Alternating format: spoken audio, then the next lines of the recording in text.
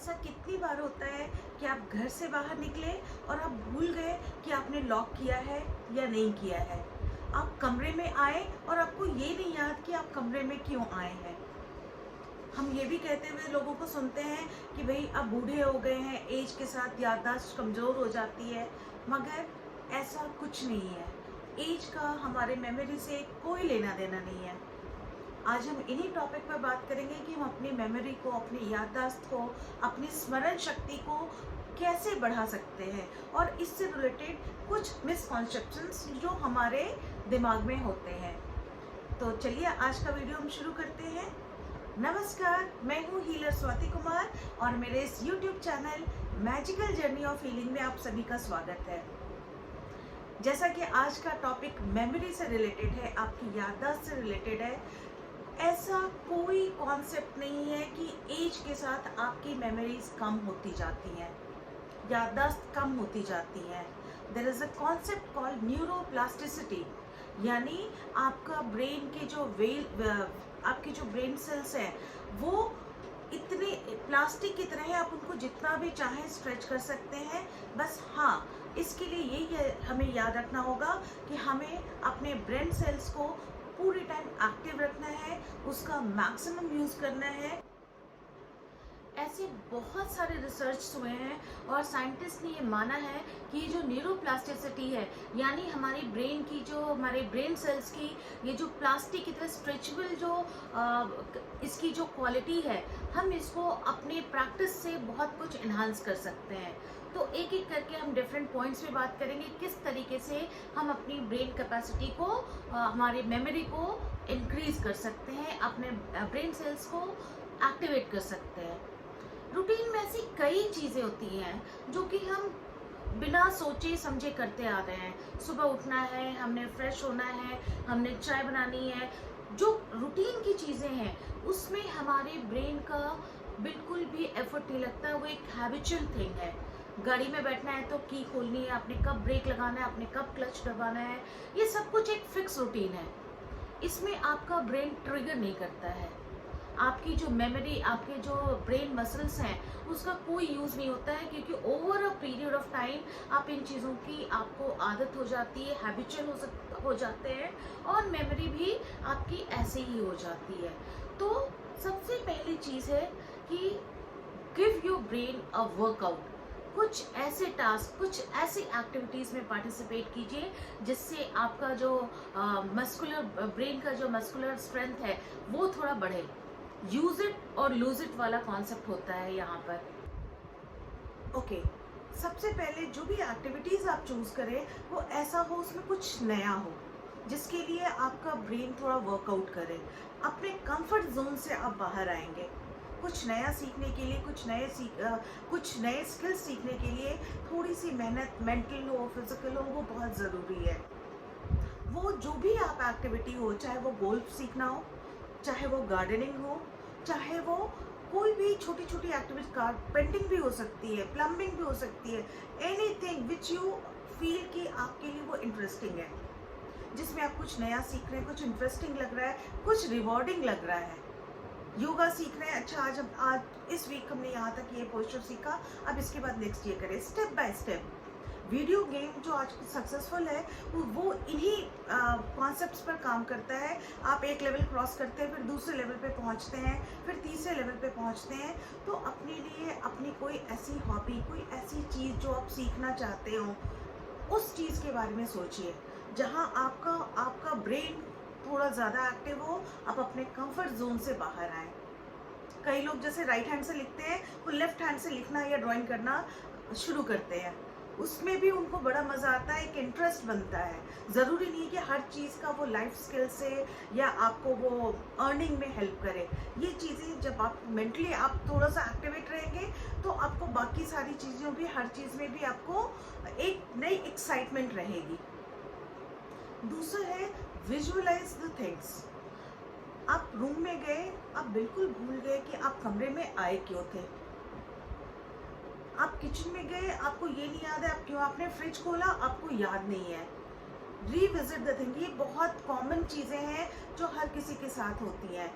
आप वापस उस जगह जाइए और याद कीजिए कि आप कहाँ से आपने आपने शुरू की थी, आप क्यों आए थे।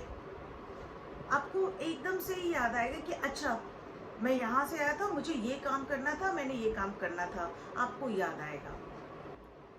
एक और बहुत आसान तरीका है मेमोरी पावर को इम्प्रूव करने का, दैट इज यूसेज ऑफ नोट्रोपिक्स।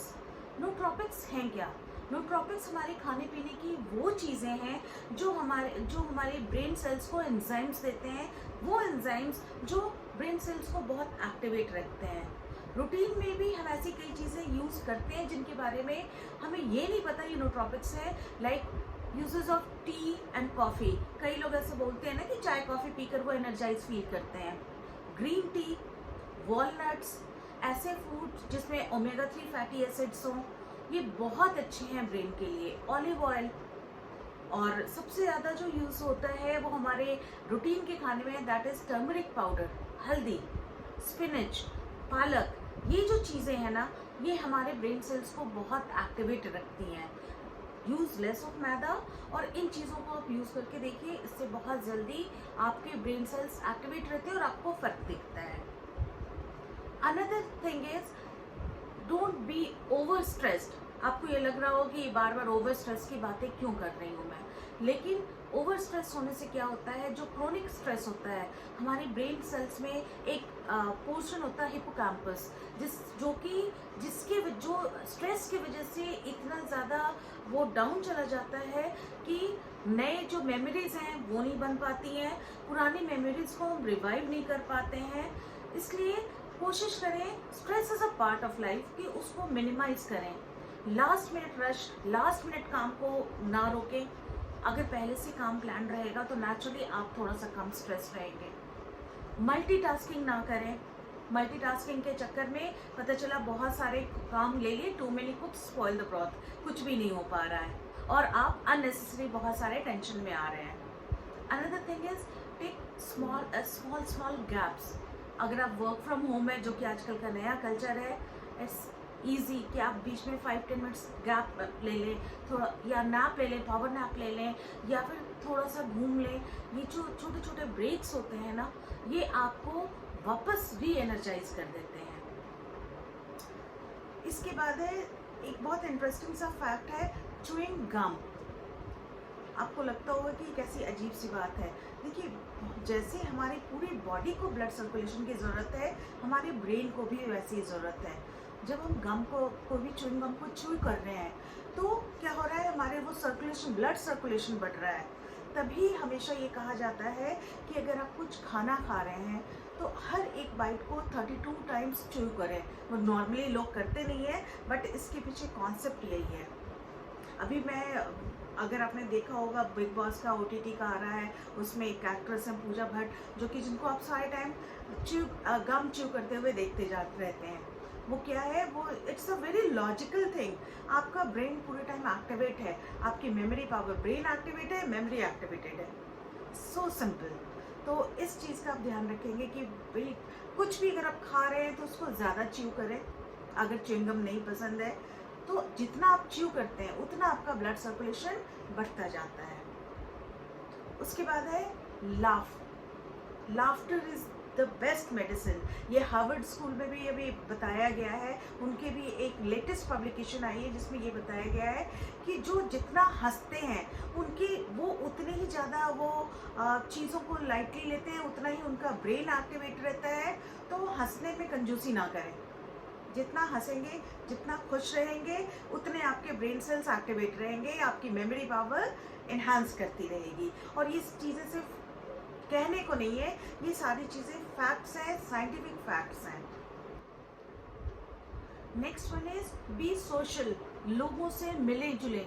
जितना आप लोगों से मिलते हैं, कोई क्लब ज्वाइन करें, कहीं वॉलंटियर करें किसी ऑर्गेनाइजेशन में, कहीं ना कहीं लोगों से ज़्यादा इंटरेक्ट करें। जब आप लोगों से ज़्यादा इंटरेक्ट करते हैं तो नेचुरली आप उन लोगों के नाम, उनसे रिलेटेड चीज़ें आप एसोसिएट करना सीखते हैं, आप लर्न करना सीखते हैं। तो इससे आपकी, जब तक आप अपने ब्रेन को कुछ नया करने को नहीं देंगे, कुछ मेमोरी एनहांसिंग चीज़ें नहीं देंगे, तब तक आप वहीं रुके रहेंगे, आपकी मेमोरी इम्प्रूव नहीं होगी। जब आप दूसरे लोगों से मिलते रहते हैं, उनसे इंटरेक्ट करते रहते हैं, तो आपके दिमाग में बैक ऑफ द माइंड रहता है कि नेक्स्ट टाइम मुझे भी इनसे वापस मिलना है, तो आप उनका नाम याद रखेंगे, आप उनको किसी चीज़ से एसोसिएट कर सकते हैं। फॉर एग्जाम्पल, मैं अपना एक पर्सनल एग्जाम्पल देती हूँ। जब मैं छोटी थी तो मेरे जो प्रिंसिपल थे मिस्टर यशपाल थे, और मैं हमेशा प्रिंसिपल एंड प्रिंसिपल की स्पेलिंग में कंफ्यूज रहती थी। PLE जो इंटरेस्ट वाला प्रिंसिपल होता है वो, मैंने उसको कैसे एसोसिएट किया था, principal PAL and Yashpal PAL, ऐसे करके मैंने लिंक किया। तो ऐसे ही आप अपनी चीज़ों को किसी चीज़ के साथ लिंक करके उसको याद रख सकते हैं। ये एक बहुत ही कन्वीनियंट वाला और बहुत इफ़ेक्टिव तरीका है। जो चीज़ें आपको याद रखनी है उसको कहीं किसी चीज़ से लिंक कर दीजिए। लोगों से जब आप बार बार मिलते हैं तो आपको वो शर्मिंदगी नहीं होती है, क्योंकि आपको उससे रिलेटेड कोई ना कोई बात याद रहती है। Right things down, next one is right things down. इसको हम जनरेशन इफेक्ट भी कहते हैं। अब मैं यहाँ जनरेशन एज वाले जनरेशन गैप की नहीं बात कर रही हूँ, यहाँ मैं बात कर रही हूँ जनरेशन इफेक्ट, यानी जब आप कोई चीज़ खुद जनरेट करते हैं, कुछ लिखते हैं, जब आप चीज़ों को लिख रहे हैं तो वो कहीं ना कहीं आपके सबकॉन्शियस माइंड में स्टोर होती जा रही हैं, और आप उस चीज़ को ज़्यादा अच्छे से बिना भूले भी आपको कई बार वो चीज़ें याद रह जाती हैं। और नहीं याद है तो आपके पास आपका थिंग्स टू डू का लिस्ट तो है ही। चीज़ों को लिख कर रखें और उसको देख लें बार बार, टाइम टू टाइम। आपको जब आप देखना शुरू करेंगे तो आपको लगेगा कि आधी चीज़ें तो आपको पहले से आती हैं, पहले से ही आपको सारी चीज़ें याद हैं। ठीक है। Another thing, get enough sleep. आपके ब्रेन को भी रेस्ट के लिए, रीवायर होने के लिए रेस्ट की बहुत ज़रूरत है। तो जब आप अपनी नींद पूरी कर लेते हैं तो आप अपने आप, आपका ब्रेन भी एक्टिवेटेड, उसको उतना ऑक्सीजन मिल जाता है और आपका ब्रेन एक्टिवेट है, आपकी मेमोरी एक्टिवेटेड है। एक तो उसके लिए मैं आप सबसे रिक्वेस्ट करूँगी, आजकल गैजेट्स तो मतलब हमारी लाइफलाइन है, लेकिन अगर हम सोने के कुछ समय पहले ये टीवी, टैबलेट्स, फ़ोन्स, इनकी जो ब्लू लाइट्स होती है ना, वो हमारी नींद को, हमारे मेलाटोनिन जो हमारा एंजाइम है उसको बहुत सप्रेस कर देता है। थोड़े टाइम पहले अगर हम फ़ोन, लैपटॉप, टीवी थोड़ा साइड कर दें तो एक अच्छी नींद आने के चांसेस हैं, और आपके रिचार्ज होने के चांसेस हैं कि आप बिल्कुल रिजर्वनेट हो गए हैं। दूसरी बात है कि कोई भी चाय, कॉफ़ी वाली चीज़ें हैं वो सोने के थोड़े टाइम पहले ही आप बंद कर दें, जिससे कि आप एक्टिव नहीं रहें, आपको अच्छी नींद आ जाए। कोई सोलफुल म्यूज़िक सुन लें, कुछ ऐसा कर लें जो कि आपको रिलैक्स करे, आपको फिज़िकली और मेंटली भी आपको रिलैक्स करे। ये आपके ब्रेन के लिए बहुत ही ज़्यादा ज़रूरी चीज़ें हैं। अगर आप मेडिटेट करते हैं, अगर आप किसी तरीके की फ़िज़िकल एक्टिविटीज़ में हैं, योगा में हैं, तो ये सारी चीज़ें भी आपको बहुत एनर्जाइज रखती हैं। ब्लड सर्कुलेशन बढ़ता है, ऑक्सीजन लेवल आपकी बॉडी में थोड़ा सा फास्ट ऐसे सर्कुलेट करता है, तो आप एनर्जाइज फील करते हो। बहुत सिंपल टेक्निक्स हैं, लेकिन इसको अपनाकर आप सच में अपने आप को एक चेंज पर्सन फील करोगे। नेक्स्ट वीडियो में मैं बात करूँगी ऐसे फूड जो कि आपके ब्रेन को बहुत पावरफुल बनाएंगे, आपकी मेमोरी इन्हांस करेंगे, और कुछ ऐसी एक्टिविटीज़, कुछ ऐसे वाले फन गेम्स जिससे कि आपकी मेमोरीज इम्प्रूव हो। एक किसी स्टूडेंट की अगर कंसंट्रेशन पावर हो, फोकस करना हो, तो वो कैसे इम्प्रूव हो, तो नेक्स्ट वीडियो में मैं उस बारे में बात करूँगी। आज के लिए बस इतना ही। उम्मीद है आप इसमें से कुछ न कुछ तरीके तो अपना कर देखेंगे ही, और मुझे अपना चेंज, जो भी आपने चेंज फील किया हो, मुझे बताएंगे। थैंक यू, धन्यवाद। Please like, follow and subscribe my channel. Take care, good bye.